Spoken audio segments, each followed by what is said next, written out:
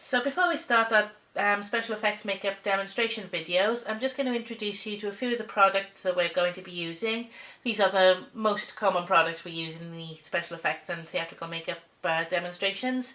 There are some exceptions, but we'll get to those a bit later as we get more advanced. So the first thing that you need is some colours, some paints. This is a paint palette that I like to use. It's water-based face paint. Any water-based face paint will be fine. I like this particular brand, which is Grimace, because I like the little palette system it has, but any water-based face paint will do the same job for you. This over here is a special effects wax. This one is called Nose and Scar Wax by Ben Nye. That's my preferred brand for teaching because I find that it's the easiest one to use when people are new to the subject. There are lots of brands on the market, but some of them are much more difficult to use. This product is a liquid latex or a latex rubber milk, and this is used for lots of different effects, and I use it in combination with the wax quite a lot because it forms a nice skin over the wax and helps it to be more tightly stuck to your skin and easier to paint. You'll need a decent quality special effects blood or film blood, which generally comes in two different colours, a light blood or a dark blood. This one is the dark, but either or both are good. Very technical toilet tissue, toilet roll. That's a good product to have around, either for cleanup or for using in your effects, which you'll see later on in the videos. We have some bath sponge, which I generally like to use for applying the liquid latex, because if you use a brush or a more expensive sponge, it just gets ruined and you have to throw it away. So something nice and cheap that you can cut chunks out of and just dispose of at the end is the best way to go for applying your liquid latex. You can also use the same type of sponge for applying paints for different effects later on as well, but we don't need to know that just now. This black sponge is a special carbon sponge or stipple sponge, and this one is used for applying the blood if you want to create a splatter effect, because it gives you a nice spatter pattern for blood effects when you have a need for a spatter pattern, basically. And we have some glitter for your prettier effects, and some Vaseline over here, which I use in conjunction with the glitter to help the glitter to stick. I prefer this system to using a glitter that's already in its own gel, because I find that dries out too quickly and some of it gets wasted. We need some cocktail sticks, which the reason for that will become apparent when you watch the videos. And I have three different types of brushes I generally tend to use. I use a small, a medium and a large brush, which is generally used for blending.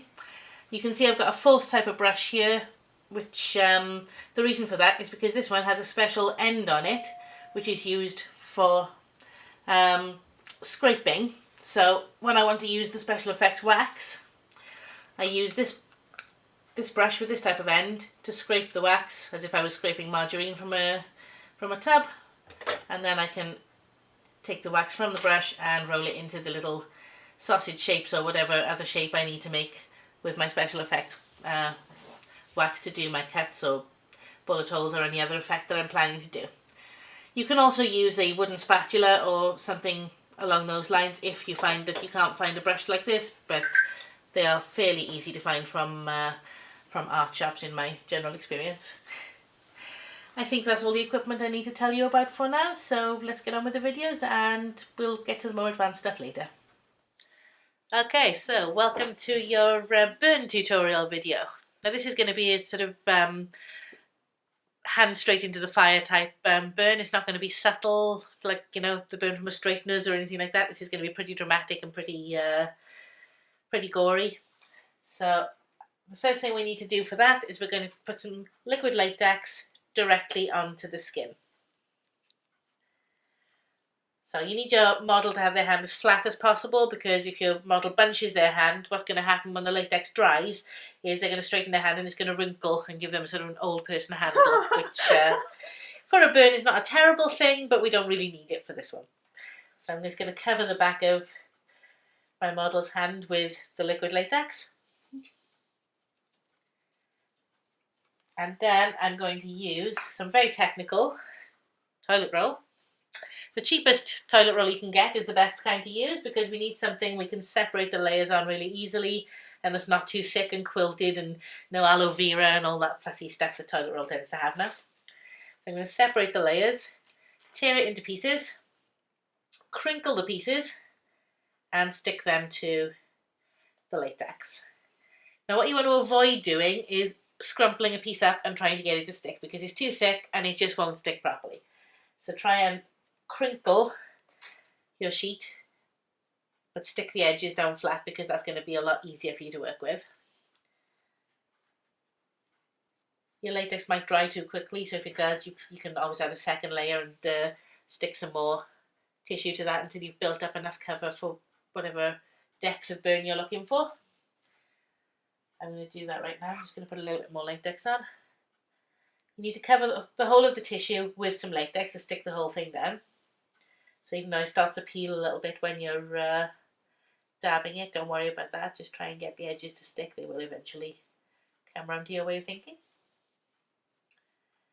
I want a little bit more texture than that, so I'm just going to take a little bit more of my toilet roll. You can also use paper tissues, as long as you've got something cheap and thin and easy to separate. Anything like that will do.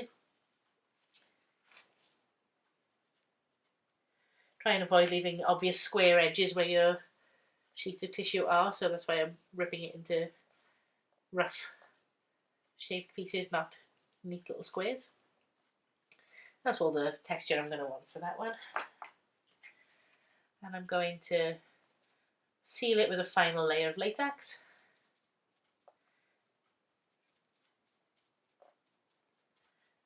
Not too thick, because the tissue absorbs a lot of it and it takes a really long time to dry. So that should do it. That's all nice and stuck, and I've got to wait for that to dry before I can paint it, so I don't mess up my brushes by painting wet latex and having it all dry in the bristles like chewing gum and have to throw my brushes away. Now you can see I haven't gone down the fingers with the tissue. The reason I haven't done that is because with the liquid latex, if you put that directly on the fingers, if her fingers touch each other, they're going to stick together, and when she opens them, you're going to get that webbed effect and you're going to look like a frog. So if you want to look like a frog, it's a good way to go. But in this case, I don't. So I'm going to take the colour and the rest of the effect on the fingers, but I'm not going to take the actual tissue and latex down the fingers, just because it just gets too messy and too difficult to separate the little pieces once they've stuck to your fingers. So we're just going to wait for a few minutes for that to dry. Okay, so a few minutes have gone by and we should be dry by now. The only way to really know with this kind of effect whether it's dry or not is going to be to touch it and see. If no white is coming off on your finger, then you can tell that it's dry, and that should be nice and safe to paint. You can see just around this little area here where some of the latex was starting to do that frog effect I was telling you about. So we've just peeled that a little bit, and that just gives you a nice peeling skin effect, which I'm just going to do a little bit more around the edges of the latex just for fun. Apologies if this hurts, because the little hairs on your fingers can be a bit sore when you do that. I'll only do a tiny bit. So, does it hurt a bit of this one too? No, there's no hair there. Okay. So you can use that for some extra texture if you want, of some peeling skin. So what I'm going to do now is I'm going to add some colours to this to make it look more convincing and to cover up all our tissue. So I'm going to get a medium-ish paintbrush, nothing too delicate, but not the massive blending brushes either. And I'm going to do red first, as I did with the cat earlier. Now in this case it's because red is going to be the most predominant colour, because that's when you're burnt, you're going to have lost quite a lot of skin and it's going to be very fleshy and raw, so red is the way to go. So I'm going to cover quite a lot of the effect with red. Now obviously for close-up and film work you can be a lot neater with this if you want to, but it's a burn and you don't really need it to be particularly neat and pretty, so I think the random is the way to go still.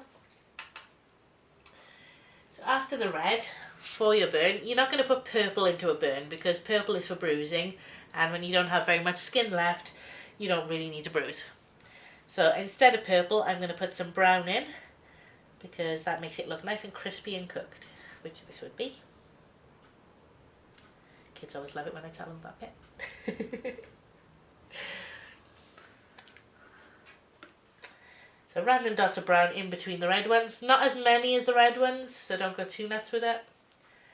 So you've got some brown in there. Don't be too neat with it and do a pattern where you can see that it's too even, because you're going to end up looking like a Dalmatian. We don't want to go down that road. Next colour you're going to use is some yellow, and that makes you look nice and mucky and infected, which is very easy when you've got a burn to get infections. So a bit of nice ochre yellow, just so it looks a little bit infected and just adds to the general texture of the colours. As I said, I'm taking the colours down the fingers a little bit as well. And the final colour I'm going to use is going to be black, because that'll give it the nice sort of smoke effect from if you had actually put your hand into an actual fire where you've got the smoke damage and the soot. So that's going to go a little bit in between the other stuff, and that's going to pick up a lot of the textures. If you've got a nice little area of texture you want to highlight, you can just find those areas and put some black at the bottom, and that will just give them some depth. And then I'm going to dab it down all of the fingers and over the fingernails as well, because it'll be pretty much impossible to put your hand into a fire without actually getting any damage to your fingernails. So if you've got nice painted fingernails, sorry about that, but that's the way it goes. And I'm going to do some a little bit up the wrist as well. Not in a nice straight line, because generally you wouldn't have a straight cut off line where the burn would stop unless you were wearing some kind of protective gear which left a straight line, but in this case I'm going to assume that she wasn't expecting to put her hand into a fire today. So that's the colours that you need to do. Then we need to blend those. Now obviously at the moment it kind of looks really random and strange coloured spots, but I'm going to use my big brush with just water on it. No paint, just damp, not soaking wet. And I'm going to go down the fingers first and just smudge that black so that we get that smoky effect, looking more natural. Dab over the fingernail as well.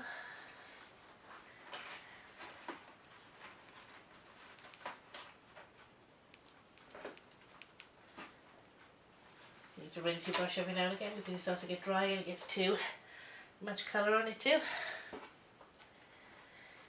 And I would squeeze most of the water out so you're not making your paint too runny.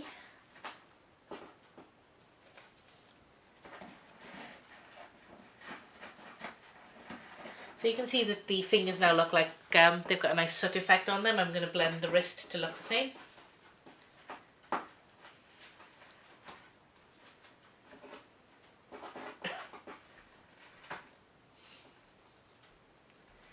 And then once you're happy with your soot effect on the wrist, you can just dab the other colours together a little bit. Now in this case you don't want to dab too much because we want to keep some of that spotty texture, because that's what's going to make the effect look like it's got some actual depth. If you mush it all together and just get one mushy shade of brown, it just doesn't look right. So blend a little bit just to cover most of your tissue, but you can leave a little bit of the white showing as well, because the next thing we're going to do is we're going to cover the whole thing in a layer of blood, which is going to be a little bit translucent, so you're going to be able to see this texture through it, but it's going to make the whole thing look weepy and wet and fleshy and raw and just a nice bit more realistic. So I'm going to use just the splatter sponge in this case to put the blood all over the effect. So I'm going to start over the tissue and I'm going to spread it quite thinly, so a thin layer over the whole thing. And you can start to see the bits that I've done where it's starting to give it a bit more life, a bit more dimension. So don't add it too thickly, because the point is to be able to see your pattern, your darker textures and your lighter textures underneath. Take the blood splatter up onto the wrist as well. Now obviously because this is a burn, there wouldn't really be blood because all your little blood vessels would be cauterized, and that means that they would be singed off and they wouldn't be able to bleed, but your burn would be fleshy and raw and weepy, which is more what this blood is representing this time rather than being actual dripping blood. I'm going to take it down the fingers as well, just to finish the effect off. The blood does take quite a long time to dry, so the thicker you put it on, the longer it's going to take, so bear that in mind when you're doing things like this. The thin is better.